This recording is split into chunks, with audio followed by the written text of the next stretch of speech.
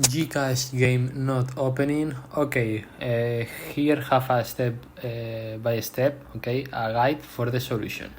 Okay, we are going to the configuration of your phone, okay, and here we are going to the section apps, okay.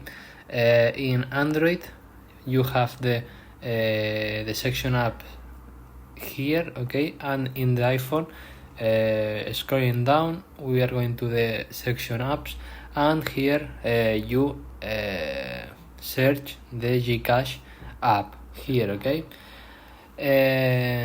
Two options in Android, okay, you clear cache, and in iPhone, okay, you select this option, okay, and the location you put here, okay, and in App Store or Play Store you eliminate the app, okay, and install the app, and you solution, you have the solution for the GCash game not opening. Bye bye.